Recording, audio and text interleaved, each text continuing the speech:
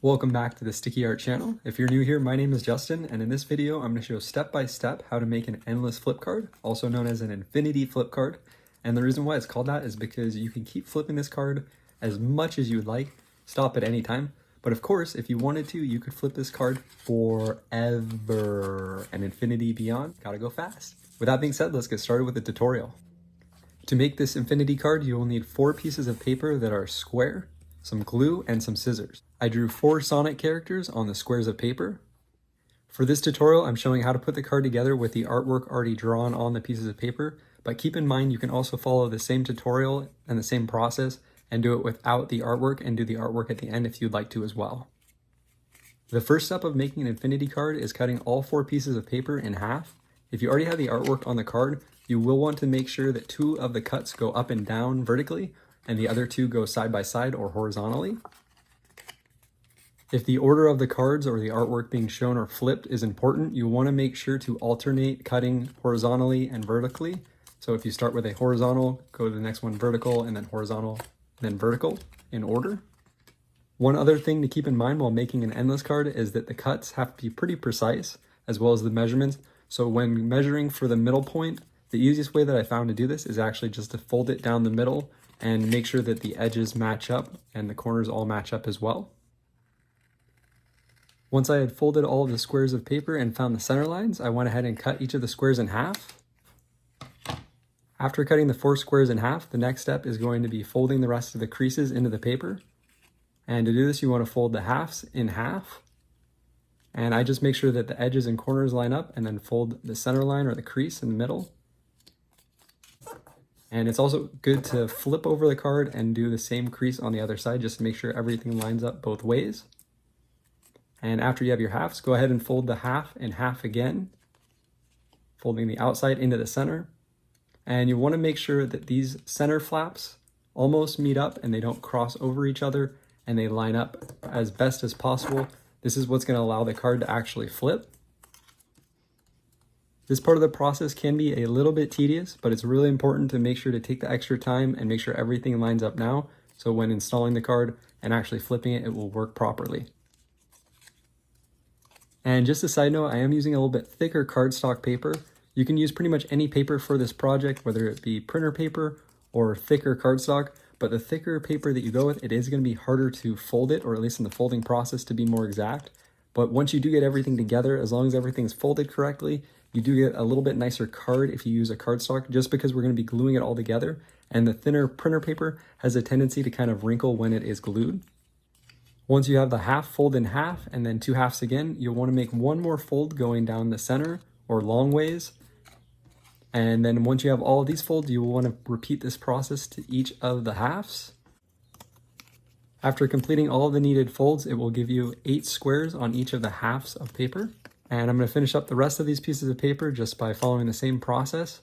And it's important to check your folds going both ways. So if it folds one way and matches up, folding it the other way, make sure it also matches up. You might need to slightly adjust some of the creases, but you'll want to do this now before gluing it all together. The next step is gluing this card together. Make sure to follow this process exactly, or else you'll have cards that will not match up, or they might be going the wrong direction. So the first thing you're going to do is take one of the horizontally cut cards and flip the top piece outwards and up, and the bottom piece downwards and out. And I'm going to add glue to the 4 outside corners.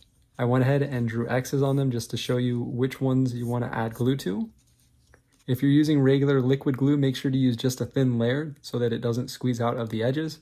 And I've also seen some other people do similar projects like this using double stick tape, which you can also use, and it seems like it works really well.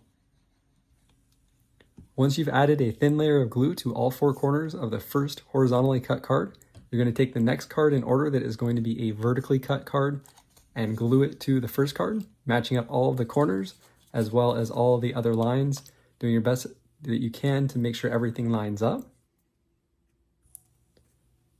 One of the benefits of using regular glue is that you'll have a little bit of working time that you can kind of slide and move things around, versus if you use the double stick tape, once you stick it, it usually is pretty much stuck in that place.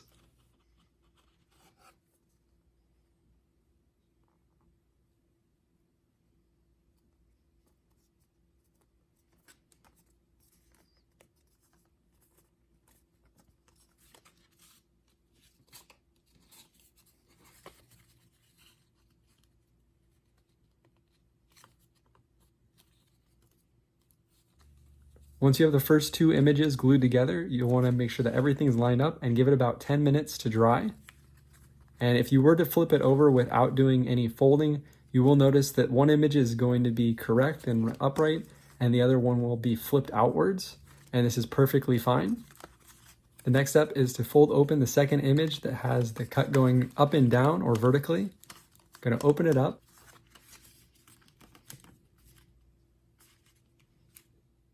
And add glue to the 4 outer corners as well as the 4 inner corners, just like you see here.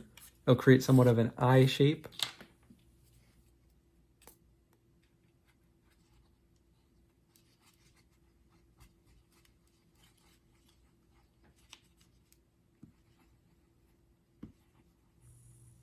After applying a thin layer of glue, you want to take a horizontally cut card and glue it down, matching up the corners and edges just like the previous one.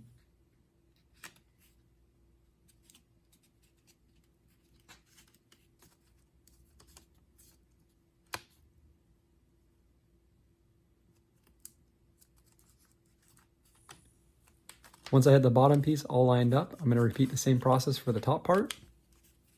And once everything is in place, I'm going to let it dry for about 10 minutes as well.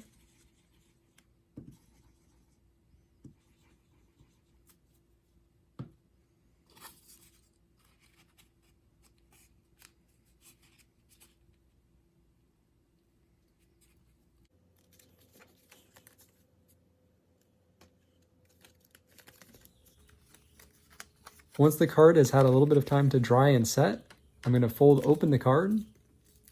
And this time I'm going to be adding glue to all of the squares, so no need to mark which ones.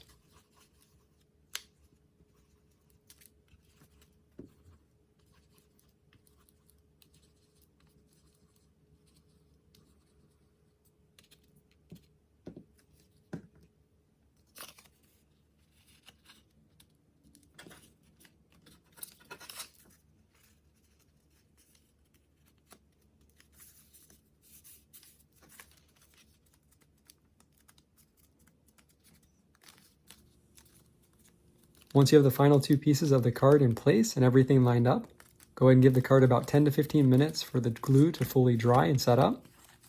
Once the glue has had some time to dry, you can go and flip through the card. And keep in mind the first time flipping through it, it might be a little bit tough. It just takes a little bit of breaking in. Once it is broken in though, as long as everything was folded properly and lined up and not too much glue was used, the card should flip through pretty effortlessly. Thanks so much for watching this tutorial. I hope it was helpful. If you do have any other questions, let me know in the comment section below. And if you did enjoy this, make sure to give the video a thumbs up, as well as subscribe and turn on post notifications for when I post my newest videos.